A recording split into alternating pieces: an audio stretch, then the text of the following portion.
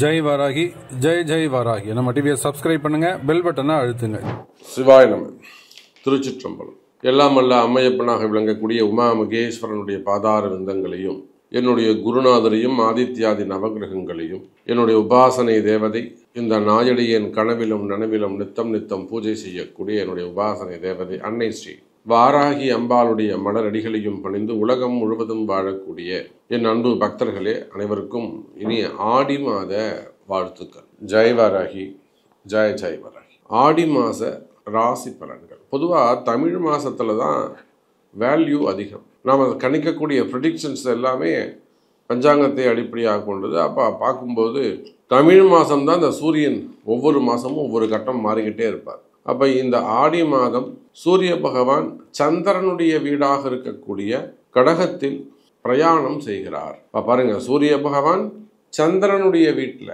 ஏன்னா இருக்கிறதே 2 ஒளி கிரகங்கள் தான், ஒன்று சூரியன், இன்னொன்று சந்திரன். இவங்க 2 பேர்ட்டு தான் ஒளியை வாங்கி மற்றவங்க எல்லாம் டிஸ்ட்ரிபியூட் பண்ணுறாங்க. அப்போ முழு ஒளி கிரகமான சூரியன் சந்திரனுடைய வீட்டில் 1 மாதம் டிராவல் பண்ண போகிறாரு.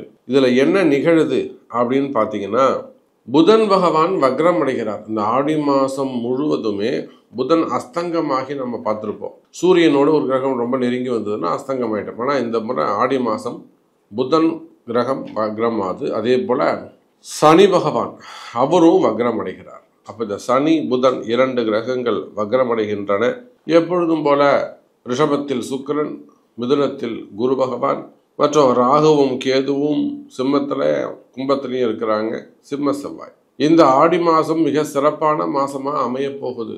காலபுருஷனுக்கு முதல் வீடாக இருக்கக்கூடிய மேஷராசி, மேஷ மண்டலத்தின் நாயகன் செவ்வாய் பகவான் சூரியனுடைய வீட்டில் சிம்மத்தில் அமைந்திருக்கிறார். இது ஒரு அற்புதமான யோகம். செவ்வாய் கேது தொடர்பு பலவிதமான ஒரு பூர்வ புண்ணிய விஷயங்கள் சார்ந்த விஷயங்கள் எல்லாம் இந்த ஆடி மாதம் உங்களுக்கு கை கொடுக்கக்கூடியதாக இருக்கும்.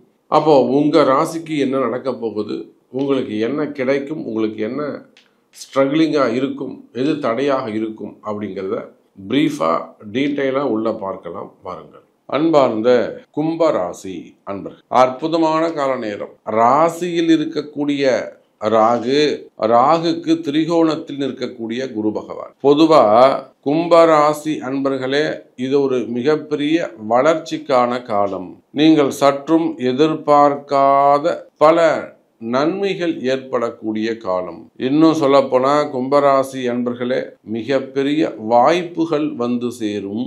நீங்கள் சற்றும் எதிர்பார்க்காத வகையில உங்களுக்கு இறைவன் மிகப்பெரிய வாய்ப்புகளை, சந்தர்ப்பங்களை ஏற்படுத்தி கொடுப்பார். அதே போல அனுகூலமான அதிர்ஷ்டங்களை அள்ளி கொடுக்கக்கூடிய மாதமாக இந்த ஆடி மாதம் அமைகிறது.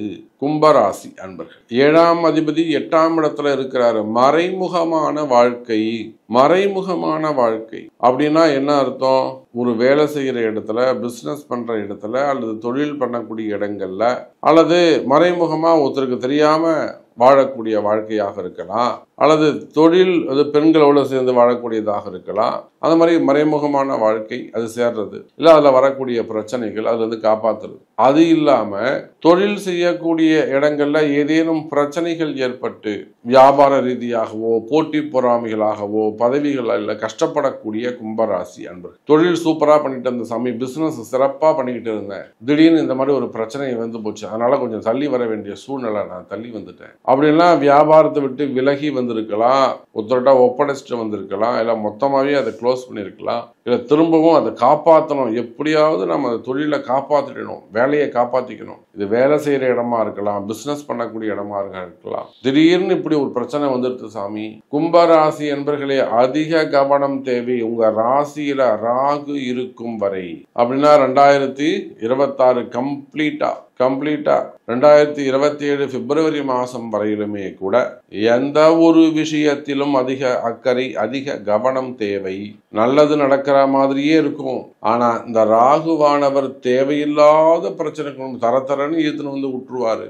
அடுத்து கடன் சுமையை பெருசு பண்ணிடுவாரு. பெரிய வெற்றி, பெரிய வளர்ச்சியை கொடுப்பாரு. பிளாக் மணி புரிதுங்களா, ஒரு பிளாக் மணியை கொடுப்பாரு. அது மூலியமா ஒரு வருமானம், தொழில் எல்லாத்தையும் கொடுத்துட்டு இந்த பக்கம் வெளியில வரும்போது மொத்தத்தையும் பிடிங்கின்னு விட்டுருவார். எவ்வளோ கொடுத்தாரோ அதை போல 2 மடங்கு பிரச்சனையை கொடுத்துருவார். சிறை யோகம், ஜெயில் தண்டனைகள், வம்பு வழக்கு இதெல்லாம் போய் எட்டி பார்த்துட்டு வந்துடுவீங்க. உங்க ஜாதகம் வலுவா இருக்கு, நல்லா இருக்குன்னா இந்த சிறை யோகம், தண்டனைகள் இதெல்லாம் என்ன பண்ணுவீங்கன்னா ஸ்டேஷன் போகாம வாசல் வரலும் போய் எட்டி பார்த்துட்டு வந்துடுவீங்க. அப்போ எல்லா இடத்திலும், குறிப்பா வெளியில பழகக்கூடிய இடங்கள்ல, டிரான்சாக்ஷன் செய்யக்கூடிய இடங்கள்ல, பிசினஸ்ல, நண்பர்கள் இடத்துல, நீங்க சொந்தக்காரங்கள்ட்ட காசு வாங்கினா கூட சரிதான். அப்போ மெயினா டிரான்சாக்ஷன்ஸ், லோனு, கடன் சுமைகள், கம்பெனிகள், அதே போல குடும்ப உறவுகள், மறைமுகமான ரிலேஷன்ஷிப்ஸ். அப்ப இந்த மாதிரியான இடங்கள் எல்லாம் அதிக அக்கறை, அதிக கவனம் தேவை.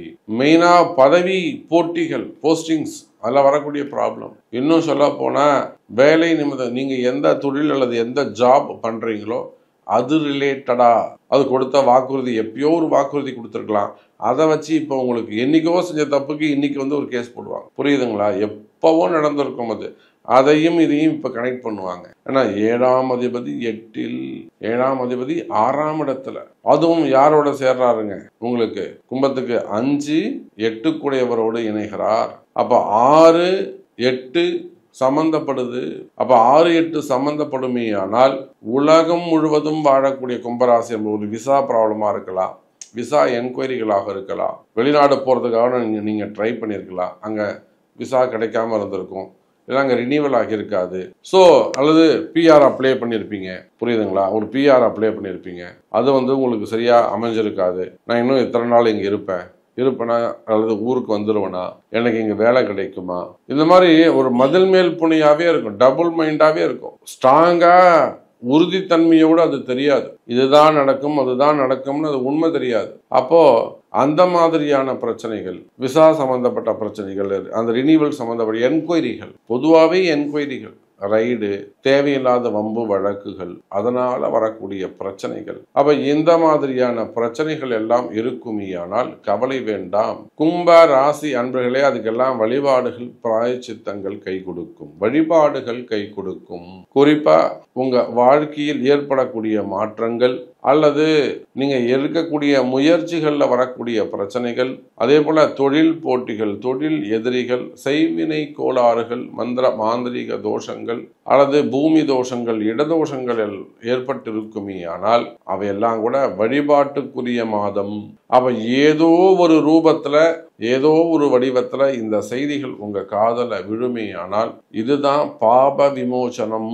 அப்ப அதை தொடர்ந்து கையில் எடுத்து வழிபாடுகளை செய்வீர்களே ஆனால் வெற்றி மேல் வெற்றி கிடைக்கும்.